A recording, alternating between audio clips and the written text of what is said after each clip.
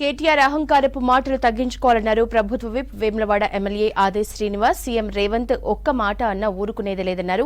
MP elections BRS ను ప్రజలు తిప్పికొడతారన్నారు. సిరిసిల్లను Congress develop చేసేందుకు సిద్ధంగా ఉందన్నారు. నేత కార్మికులకు 365 రోజులు పని కల్పించేలా జీవో తీసుకొస్తామన్నారు. తీర్థయాత్రలకు బయలుదేరిందన్నట్టుగా కేటీఆర్ ఏం మాట్లాడుతుండో కూడా మతిలేని మాటలు. ఫ్రస్ట్రేషన్లో ఉన్నాడు. ఈరోజు ప్రభుత్వం కోల్పోతామని అనుకోకపోతే ఉదయం లేస్తే పోలీస్ సారులు కనిపిస్తలే, ప్రజలు కనిపిస్తలేరు, కార్యకర్తలు కనిపిస్తలేదు. ఒక ఫ్రస్ట్రేషన్ మూడ్లోకి వెళ్ళిపోయి తన ఇష్టానురీతం మాట్లాడుతున్నటువంటి మాటలు మానుకోమని హెచ్చరిస్తున్నాం.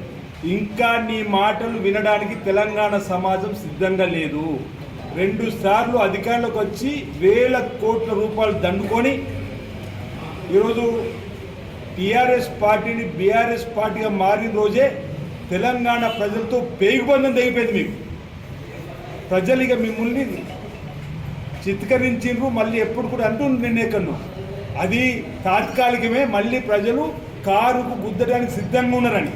వాస్తవమే, కారును గుద్దడానికి సిద్ధంగా ఉన్నారు. పార్లమెంట్ ఎన్నికల్లో ఒక్క సీటు కూడా మీకు రాకుండా చూడడానికి ప్రజలు సిద్ధంగా అయినరు. ఈరోజు ఫ్రస్ట్రేషన్లో మాట్లాడే మాటలు మా ముఖ్యమంత్రి రేవంత్ రెడ్డి గారిని ఆయన కష్టంలో నువ్వెంత అంటున్నా. తండ్రి చాటు బిడ్డడిగా నువ్వు రాజకీయాల్లోకి వచ్చినావు. అసలు నీకు రాజకీయ ఓనమా లేకుండానే ఉద్యమం పేరుతో ఎమ్మెల్యే అయిన నీకు ఈరోజు ఇంత అహంకారమా అంటున్నా. ఏం మాట్లాడుతున్నావో మతుండే మాట్లాడుతున్నావో అంటున్నాం. మేము మర్యాద ఇచ్చే కాడికి ఇస్తాం.